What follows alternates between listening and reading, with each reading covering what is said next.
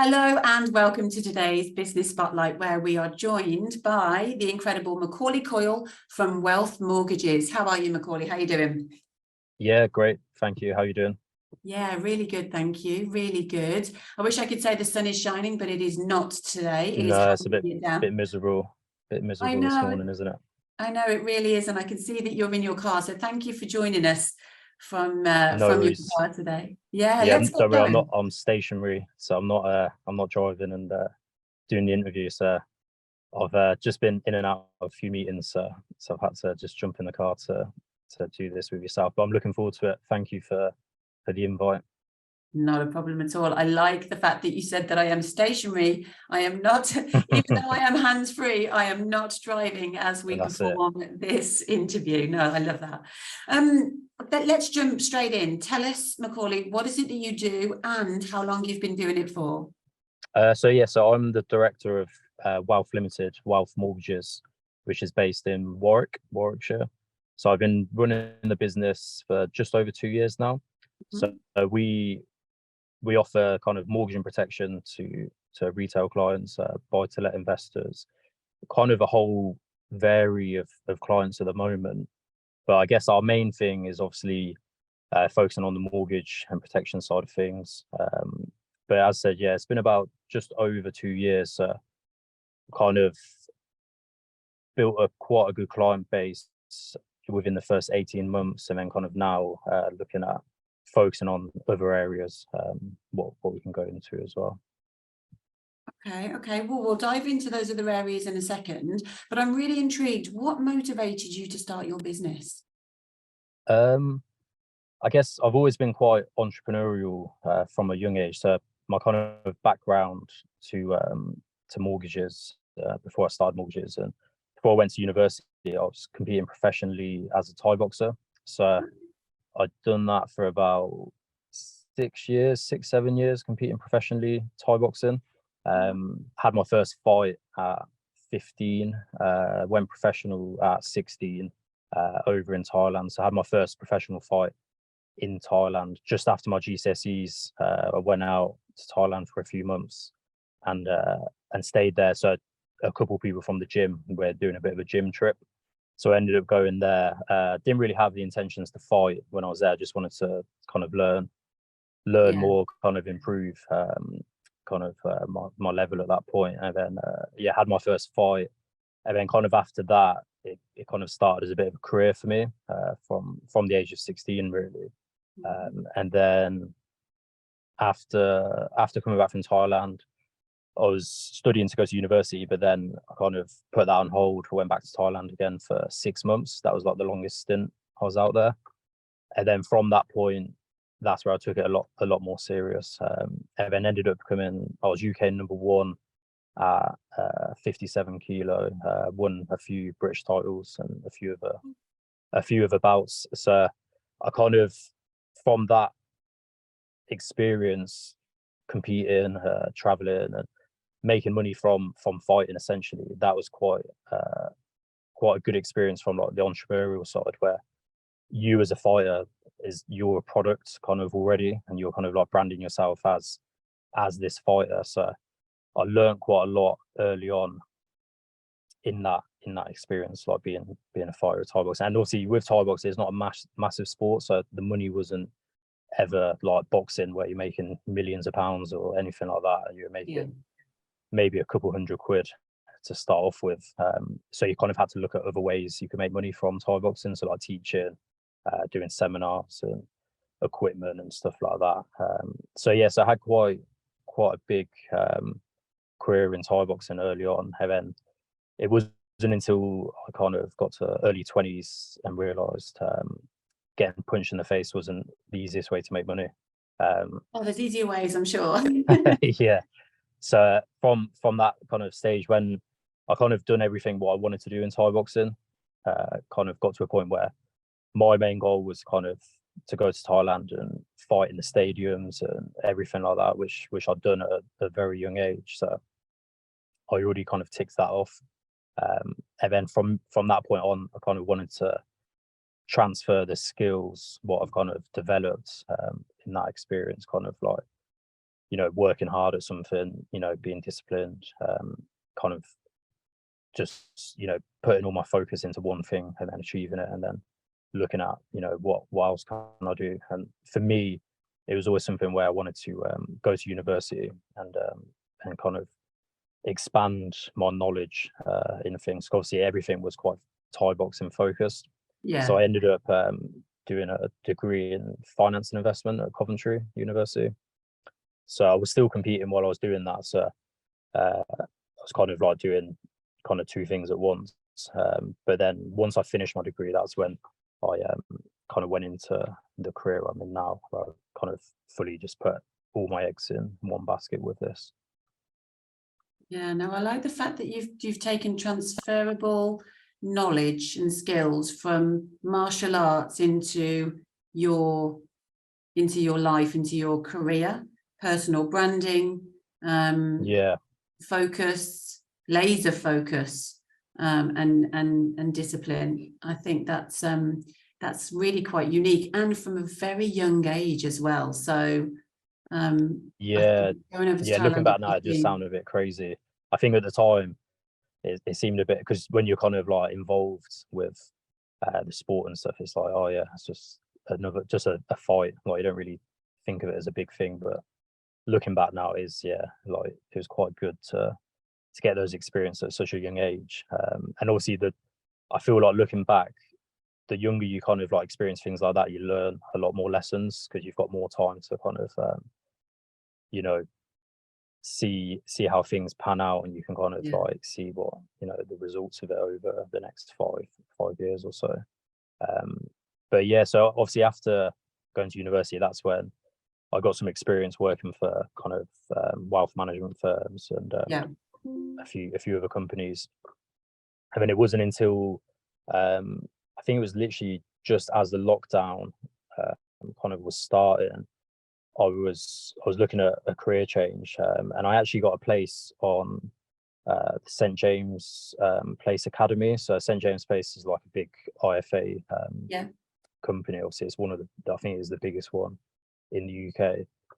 And I got a place, so they were going to kind of pay for my exams and kind of help train you up as a financial advisor, because it kind of moved naturally from the degree I was doing, finance and investment. It kind of set you up to become a financial advisor. But the only thing with that, because of COVID and the lockdowns and everything, it like really disrupted their kind of time frame with stuff, with like the training. So their next training wasn't until kind of like a year later. And that was something where I spoke to kind of like the recruitment guy there, and he probably gave me like the best bit of advice, where he said, like, if you want to kind of get started and kind of like work for yourself and be involved in like financial services industry, like getting your qualifications for being a mortgage advisor is probably like the best thing to do at this stage, because that's something where you can kind of naturally move into being a financial advisor kind of after you've become a mortgage broker, a mortgage advisor. So yeah, that's kind of the steps I took to get to that point. And I guess the confidence I had in kind of starting a business for myself in like mortgages, I never had any experience in it except from university and from what you can learn online, was I guess down to the kind of confidence I had from my previous experience of like fighting and kind of working for myself. That kind of, it gave me, I seen it more as a challenge, so it kind of like excited me to start the business and take it from there, really. Yeah, don't back away from a challenge. I can't imagine that's in your vocabulary. Not at all. What do you do? I mean, obviously mortgage advice and financial advice, it's quite a busy industry. There's quite a lot of competition. What do you do that makes you stand out? It's quite interesting, because I think when I first started, the main thing I was trying to focus on was like a bespoke service. So like, I know there's, even in Warwick and Leamington, like I know people personally who are mortgage advisors or financial advisors. So it's like you can't see it as kind of competition, as like, I'm trying to compete against them for clients, because you have to kind of see it as like you're an individual who's offering a service which is totally different to someone else, because everyone obviously has their things what they're they're probably better. They might be better at you than certain things, or they might have be from a bigger company or something like that. But I think the main thing when it comes to like customer service and the client relationship is your kind of individual approach on it, and how you can like really offer a bespoke service and kind of help the client out as much as you can. And that's obviously different for every client, because every client has different needs and there's different kind of complexities with their case or the situation they're in. So what I found is like the first clients I kind of had, they were obviously kind of from like family and friends. So like they've chosen to go with me because they already know me, they already trust me. So it's like I had to make sure the service what I'm providing is going to kind of live up to that kind of trust, and they've kind of invested in you to kind of help them with something. What it's quite a big sorting someone's mortgage out if they're a first time buyer or something, they've never been through the process before. I just feel like to stand out you really have to really kind of like sell your services to them, and like not just like from telling them what you're going to do, but actually doing it as well. Like the action side of it is the main thing, I think. Oh, that's such a good answer. Walk the walk as well as talk the talk. I love that. Yeah, because I think you see quite a lot where the word like bespoke is kind of like thrown around, where like, oh, we offer a bespoke service, or we really care about our customers and clients and stuff. But I think a lot of people think like you can kind of just say that as like a bit of a marketing ploy, but then the kind of truth is there when you're getting referrals and people are saying like if you kind of like look at the reviews I've had like recently, a lot with like the market being so like volatile and everything like that, things changing a lot. That's where like being an advisor, you really have to kind of walk the walk on it. Like you can't just say you're going to help them out and then not get back to them, or kind of like not be there when they're trying to call you and ask you questions. So yeah, I think kind of actions obviously is good. You have to have a balance with it as well, but I feel like really kind of going above and beyond when you're providing services is essential. No, I hear you loud and clear. I think that would attribute to your growth. You mentioned earlier that the first 18 months you were concentrating on building your client base.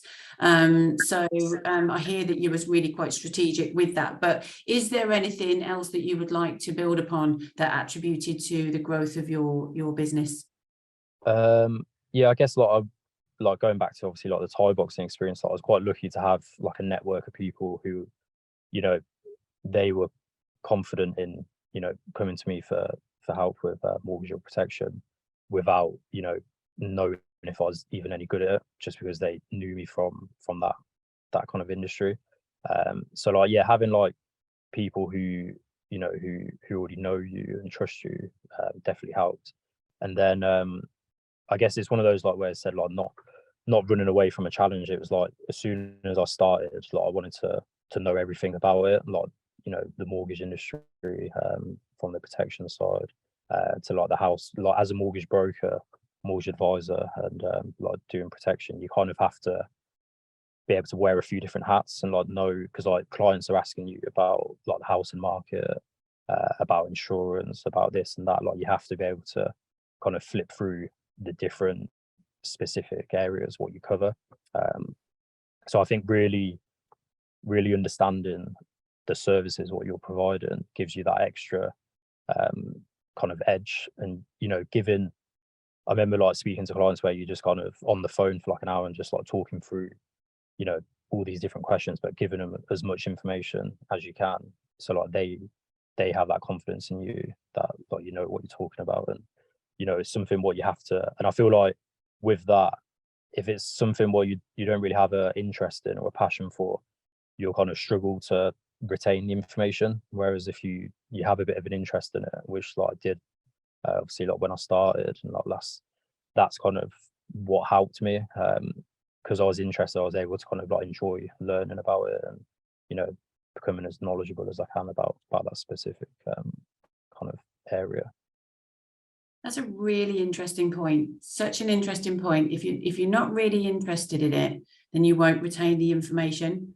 That's Yeah, yeah, that's really insightful. Actually, they do say there's a brilliant saying, isn't there, that the business will never outgrow the business owner, and so having that time for learning is yeah, essential. yeah, yeah. And I think that's probably, to be honest, like probably one of the trickier things I find at the moment, where when you're like busy with like day-to-day business, like finding the time to kind of sit down and kind of do kind of what you're doing when you first started, where you obviously have more time Mm. to kind of like really kind of like get up to date with what's going on, and Yeah. How do you do that? How learning. do you, if you could advise somebody just coming into any industry, if you could advise anybody looking to start a business, 18 months in, so you're busy with the day to day, what's your advice or tip for finding that time, committing the time to learning?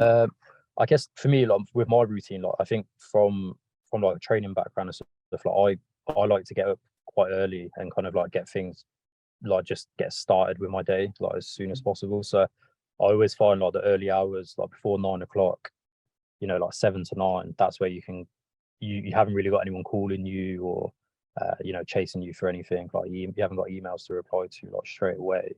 That's like the perfect time to kind of like sit down and just like just go through anything. What if there's, depending on, obviously it's different to every business, there's different things going on, but with your business, kind of like catching up on like what's going on, like kind of in the market, or like what kind of things you can keep on top of, and kind of plan ahead. So I think that's the main thing as well, like planning ahead and keeping like a finger on the pulse, essentially, of like what's happening. And it's one of those where like you can't, during the day it's quite hard to kind of like, say if it's like 3 o'clock, 2 o'clock, you can't really just sit down and just like turn your phone off, or not kind of engage with clients if like if you're a kind of a client servicing business. So I feel like that's where you have to allocate yourself a bit of time, and for me personally it works quite well, kind of early morning doing that. Yeah. Yeah. So commit the time first thing in the morning. No, I like it. Which brings me brilliantly onto my next question, actually, which is because you mentioned about not being able to switch your phone off and certainly being on hand for your clients. How Yeah. do you balance your personal life with the demands of running a business? Yes, it's a tricky one, because I think, like I was speaking to someone about this before, where recently, when you first start the business as well, it's like you feel like you can't have a balance, because it's like if you're not working, like you're not growing the business, and you feel kind of too guilty doing anything which isn't like business related in the day, or even at the weekend. Like I remember when I first started, like I speak to clients at the weekend and everything like that, just because you feel like if you don't speak to them, they're not going to hang about, like they're just going to move on to someone else and everything like that. But I feel like once you, I think it's a lot different from starting off, compared to like once you're a bit more established, you can really be a bit stricter with like your work life balance. So like I wouldn't do any kind of like client calls at the weekend, like because I have a young family, like our son's just turned 2, so it's like it's nice to be able to have that time where you just kind of fully switch off, and just if it's that urgent, it's a bit different. But most of the time the client, they're not gonna go elsewhere. If you're not going to speak to them at the weekend, they're going to wait until Monday, or you can have that communication. I think that's the main thing as well, where people are scared to kind of communicate their kind of limits with people as well. So, So that's something I kind of make clear, that if someone kind of wants to do a call, but it's kind of at a time where I've already got something planned, outside of work, I'll make it clear that like I wouldn't be able to do a call then. And then it's up to them if they want to kind of go elsewhere. That's their decision. But 99% of the time, most people are quite reasonable. Like everyone's got a life outside of work and everything else. So people are, as long as, I feel like it's just a communication thing.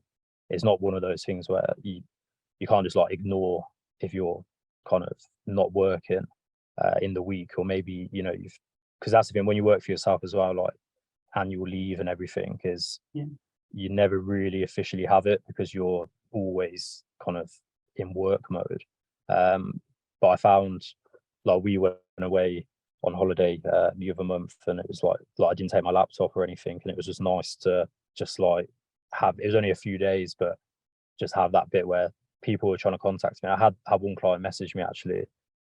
It was one of my friends, so like, obviously had like my personal number to Right. WhatsApp me, and then he was like, "Oh, are you available for a call?" And I was like, "Oh, like I'm on holiday at the moment," and he was like, "Oh, I'm sorry, like let me know when you're back." Like Yeah. we'll sort out. So like that, so that was nice to be able to be in that position, not to like kind of have it affect your life balance. But yeah, that's probably like one of the tricky things of being a business owner and like running your business, definitely. It is setting clear boundaries, and communication are key criteria to being able to balance, for sure. Yeah, definitely. So no, thank you for sharing. Which brings me to my next question, which is, and it sounds like you've learned a hell of a lot over the last couple of years, but what would you say your biggest learning has been? I guess from like you know, a generic business point of view of kind of like whatever business you're starting, as long as you have that interest and like passion of doing it, just be kind of patient with it, and don't expect to have like results overnight, but just like persevere, be patient, and just really kind of like just focus on what you're doing day to day, instead of kind of, I feel like with like business plans and stuff, where definitely when you start out, like I had it where with the network I'm with, like we sat down and did like a business plan before I started, and then a few months in, like I was like nowhere near kind of like the targets or anything like that, and it can kind of put you into a bit of a like panic mode of like, oh, maybe I shouldn't be doing it because I'm not hit these targets or done this. But then once you're kind of just focusing on like what can you do day to day to kind of like get to that point, things start to work out a bit more kind of like a bit more naturally. Whereas if you just kind of focus on like what's not happening, you kind of you get into a bit of like a pessimistic mindset as well.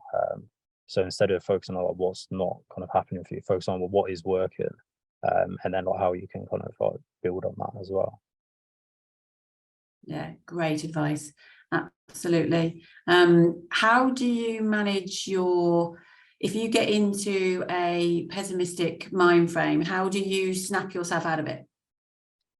Yes, it's quite, I think, like I've seen like you see like a few memes and stuff with business owners like self-employed, where you're constantly going through like phases of like, oh, this isn't working, like I should just quit and do something else, and then next minute you're like, this is like the best thing ever, and it's like you're living like your dream life. But like, so like when I get into like a bit of a pessimistic mindset, or like feel a bit like things are not going the way I want them to go, that's where I kind of just remember that it's just a phase. Like it's not permanent. Like things temporarily do go bad sometimes, or like they don't work out the way you want them to work out. And definitely with the mortgage industry, with like working with lenders and stuff, where you know you might think a case is going like swimmingly, like everything's fine, and then there's something what they're not. You know, you need to provide a bit more information on, or they're not happy with, or you know the rates change last minute, so you have to kind of look for the best like new products. So there's always things what are always going to change, but I feel like, yeah, it's kind of like to stay out of like pessimistic. I'm quite fortunate, obviously, like with my other hobby of like Thai boxing and stuff. Like, you know, I still train and teach Thai boxing, so that's something totally different to what I do day to day. So it really like allows me to switch off and just like not even really think about anything work related, or anything what might be like a bit pessimistic. Yeah. And then I think, yeah, like another good bit of advice, like what I tend to do as well, is if it kind of gets to the point where you're trying to sort something out, but it's just not going your way for the day, kind of just don't exhaust yourself on it. Sometimes it's better just to like step away from like a problem, and then kind of at least like, you know, sleep on it, and then go to it the next day from like a different perspective. That's always quite a good thing to do, because it's sometimes where you want to solve everything at once, you kind of just you can work yourself up into more kind of a negative mindset then. That's a brilliant tip. Absolutely brilliant tip. Don't exhaust yourself with it. Step away and sleep on it. I love it. I think that's great. Where do you see yourself in 5 years? And could we please end on any words of advice for other business owners who are looking to grow? In 5 years, it's probably just the same situation I'm in now, really, where the business is going really well. It's something what I enjoy doing day to day. I'd like to kind of grow the business in the sense of having more people involved and everything, but I guess like from a bit of a holistic point of view is just to make sure I'm still enjoying what I'm doing each day. Financially, obviously, as the business grows, it's going to benefit me anyway.